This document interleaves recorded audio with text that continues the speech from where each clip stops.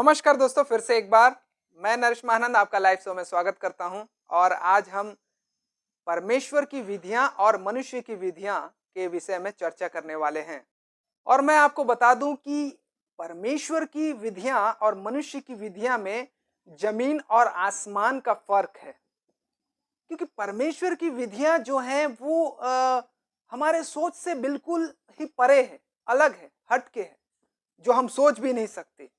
क्योंकि वचन में भी लिखा है कि परमेश्वर की इच्छा और मनुष्य की इच्छा में जमीन और आसमान का फर्क है, बहुत बड़ा गैप है।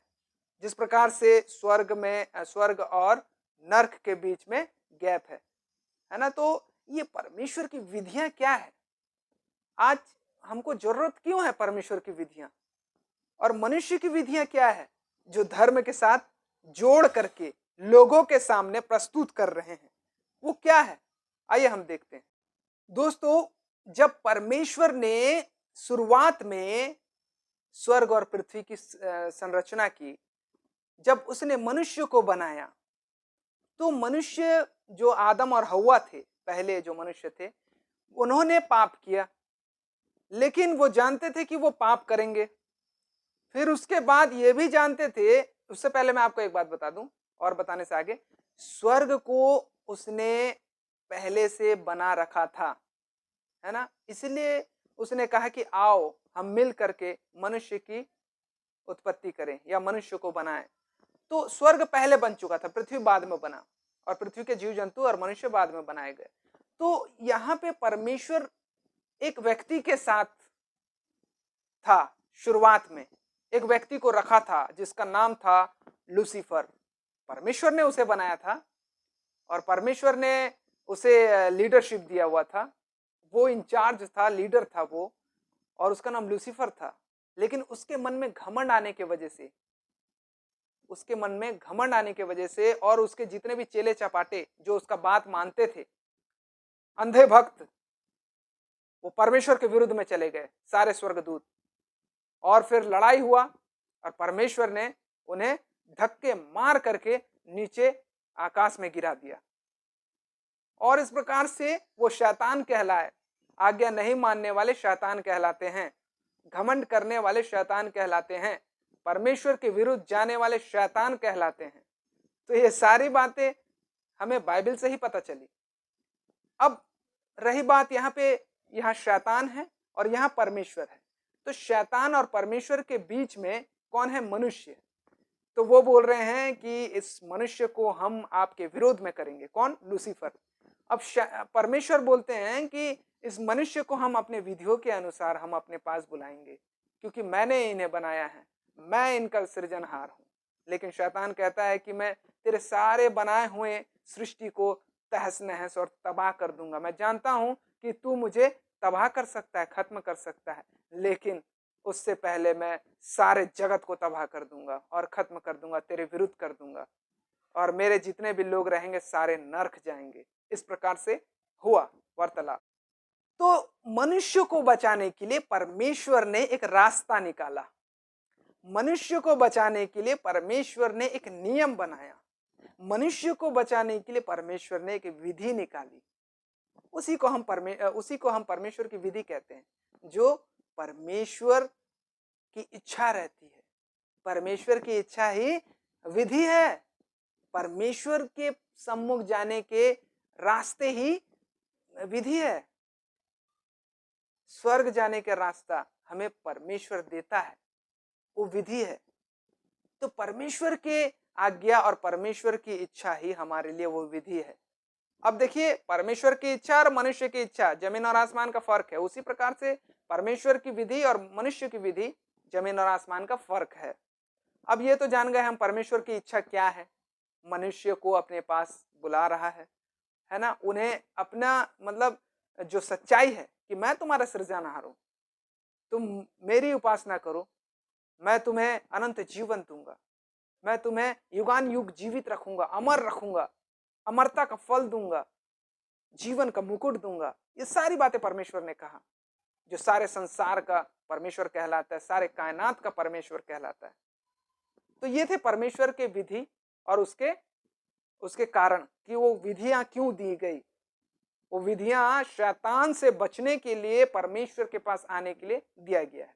अब जाते हैं हम मनुष्य की विधियों के ऊपर। ये मनुष्य की विधि करता क्या है और मनुष्य की विधियां क्यों जरूरी है, आज लोगों के बीच में क्यों कर रहे हैं लोग, इससे क्या बेनिफिट है।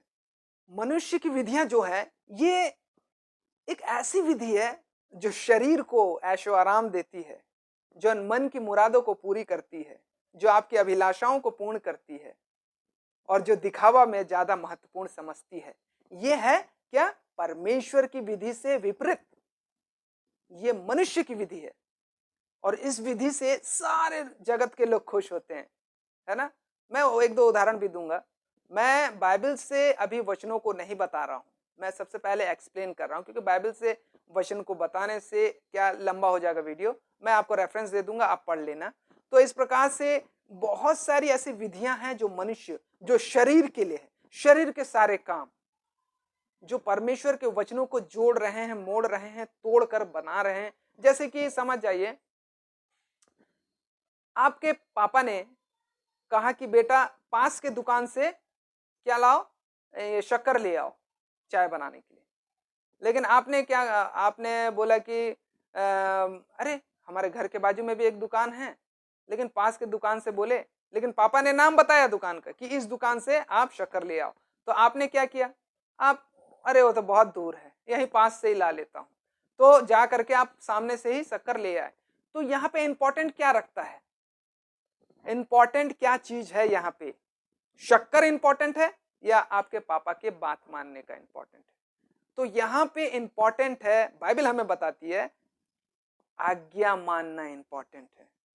ये नहीं कि शक्कर उस दुकान से लाओ तो चलेगा, शक्कर इस दुकान से लाओ तो चलेगा, ऐसे नहीं।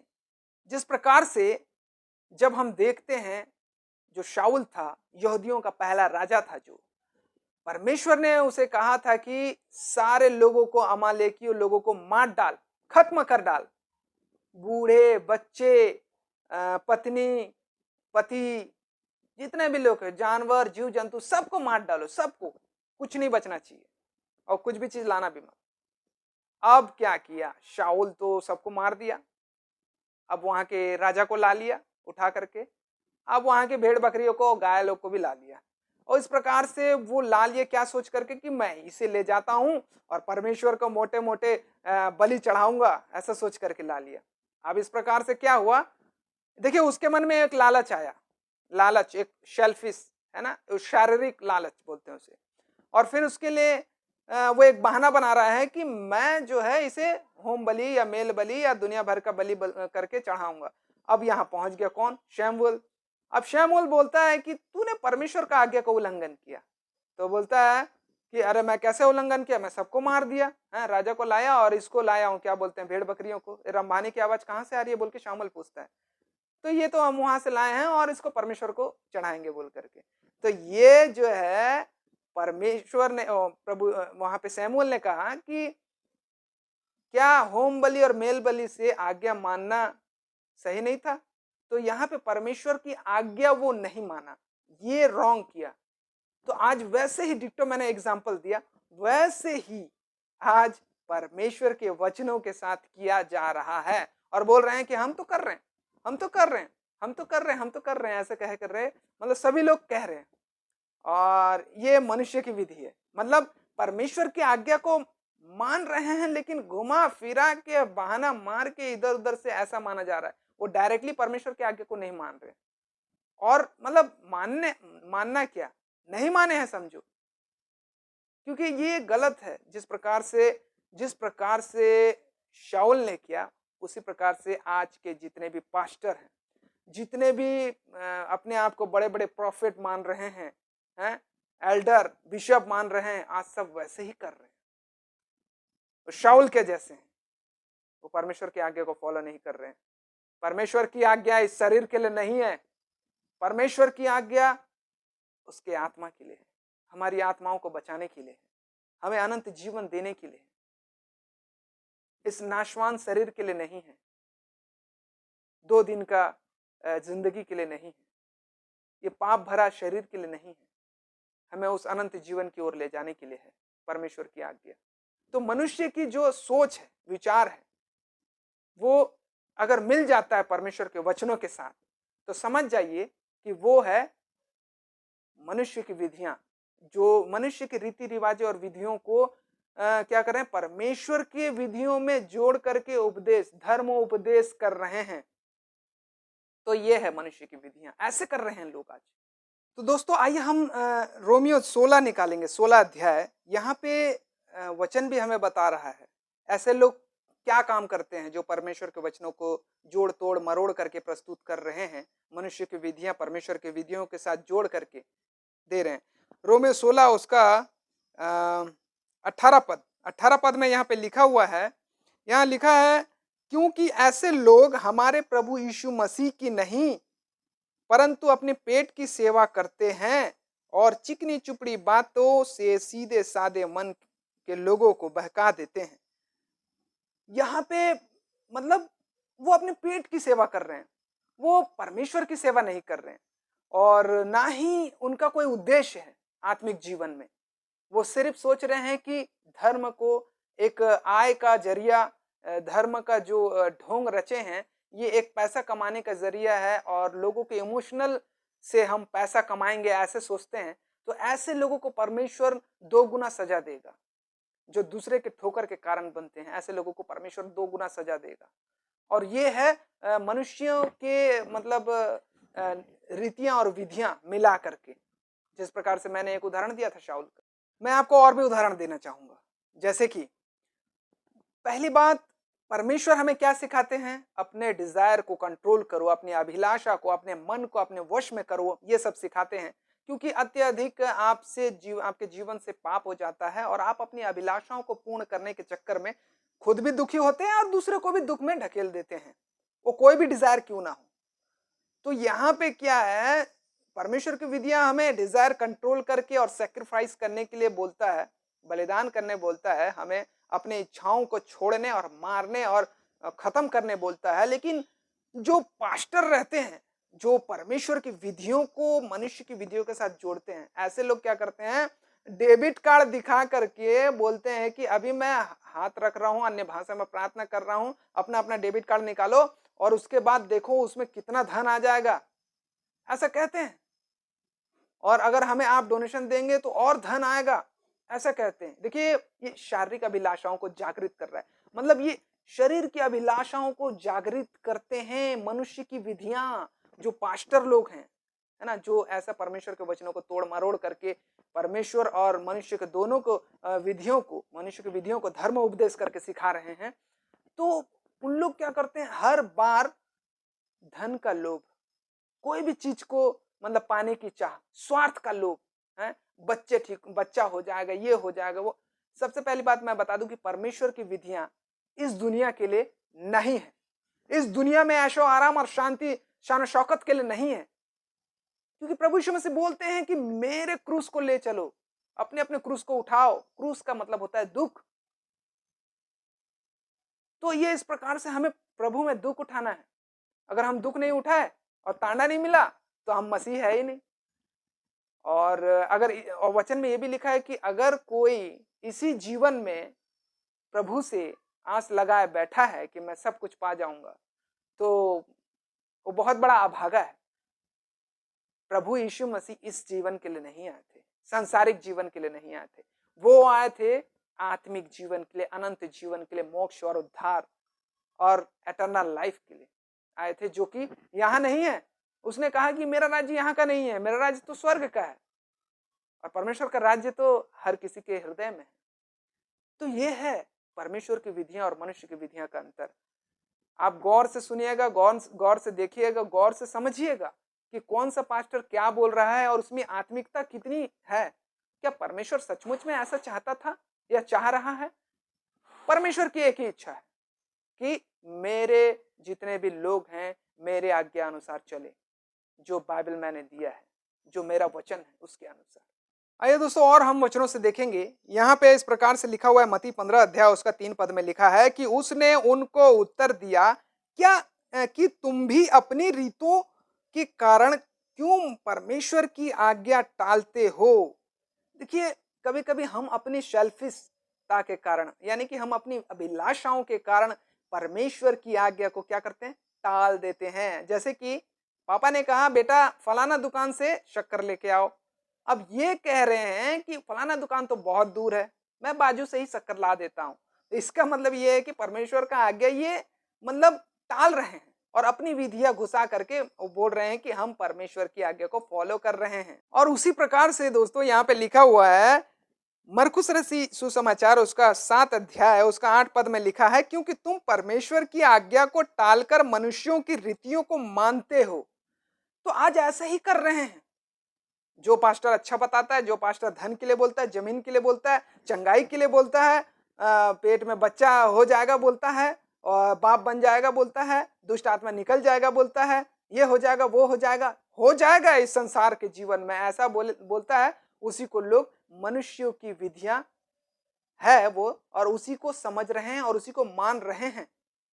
हमारा राज्य और हमारी खुशी इस दुनिया की नहीं है। आज अन्य जाति भी सारे खुशी को प्राप्त कर रहा है और हम लोग प्रभु के आगे हाथ फैलाए हैं। वो हाथ फैलाओ मत, वो हाथ को प्रभु के कार्यों में लगाओ। मेहनत करना है हमको, और परमेश्वर देखो फिर हमारे मेहनत को 4 चांद लगा देगा। और उसी प्रकार से यहाँ भी लिखा हुआ है दूसरा पत्रस उसका दूसरा पद में, यानी कि दूसरा पत्रस उसका दूसरा अध्याय का यहाँ पे हम पढ़ेंगे 1 पद में।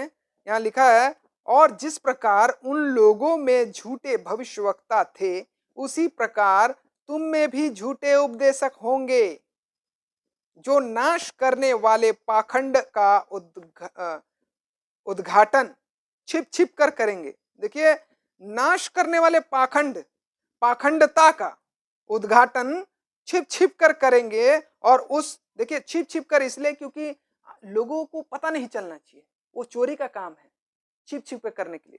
और उसके बाद करेंगे उस स्वामी का जिसने उन्हें मोल लिया है इनकार करेंगे और अपने आप को शीघ्र विनाश में डाल देंगे।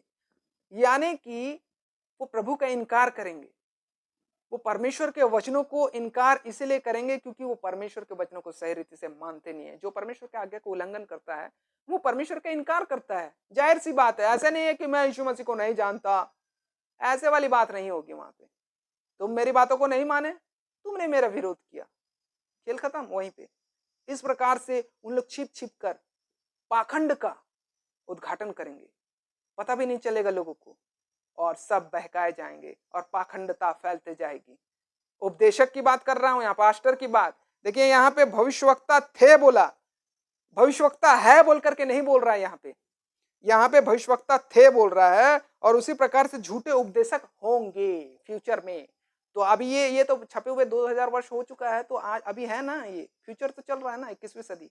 तो इसी में ही लोग झूठे उपदेशक हैं जो छिप छिप कर पाखंड का नाश करने वाले पाखंडता का उद्घाटन करेंगे। इस प्रकार से आज मनुष्य को अपनी शिक्षा को वो ले करके परमेश्वर की शिक्षा के साथ मिक्सचर करके लोगों को खिलाए जा रहे हैं, चटपटा डाल डाल के खिलाए जा रहे हैं। बल्कि परमेश्वर का वचन तो एकदम ट्रूथ है, सच्चाई है, कड़वा है, जो गुदा गुदा और गांठ गांठ को छेद देता है, 2 धारी तलवार है।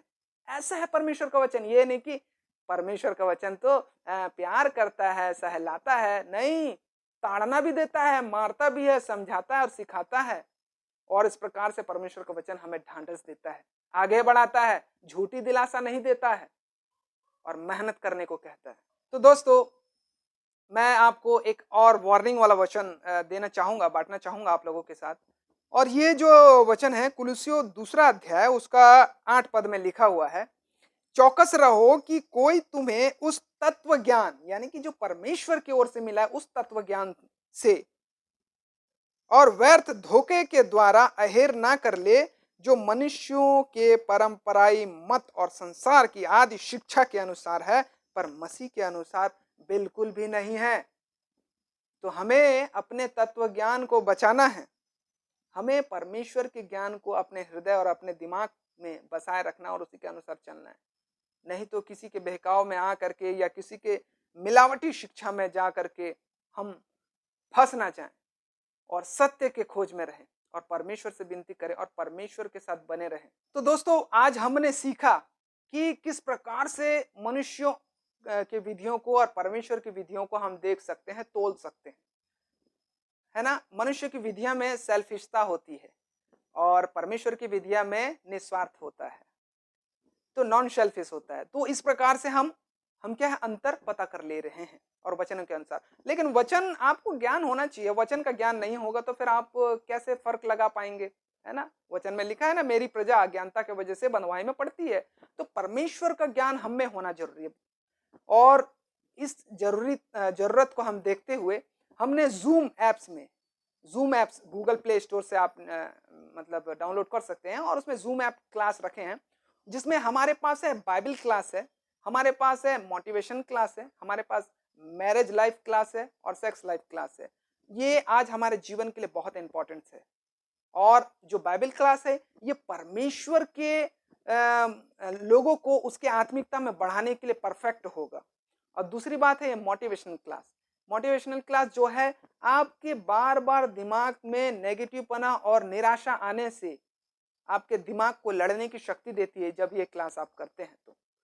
और मैरिज लाइफ क्लास ये है कि आपके साथ आप जब मैरिज किए हों या ना किए हों या करने वाले हों या करके बैठे हों, आपके लाइफ में क्या क्या परेशानी आ सकती हैं और किस प्रकार से हम उसको जी सकते हैं और उसमें कैसे हम ढल सकते हैं और किस प्रकार से हम उसको हल कर सकते हैं, ये सारी बातें उस क्लास में बताया जाता है। और सेक्स लाइफ क्लास जो है, आज बहुत सारे पति पत्नियों के बीच में प्रेम नहीं है, वो एक दूसरे से हट गए हैं, दूर हो गए हैं, दूरियां बढ़ गई हैं और किसी और के साथ अफेयर कर बैठे हैं और किसी और के साथ भाग रहे हैं। तो ये सारी चीजें उस क्लास में आपको बताया जाएगा, जिससे आपका पति पत्नी का प्रेम बरकरार रहेगा और परमेश्वर का आशीष आपको सर्वदा मिलते रहेगा। तो ये सारे क्लास को आप हमारे साथ जूम क्लास में अटेंड कर सकते हैं मिनिमम फीस के साथ।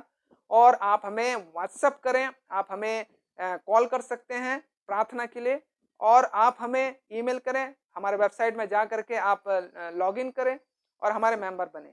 इसी प्रकार से हम आपके पास और भी बहुत सारी जानकारियां लाते रहेंगे। तो दोस्तों, तब तक के लिए हम आपसे अलविदा लेना चाहेंगे। परमेश्वर आप सभी को आशीष दे। नमस्कार, गुड बाय।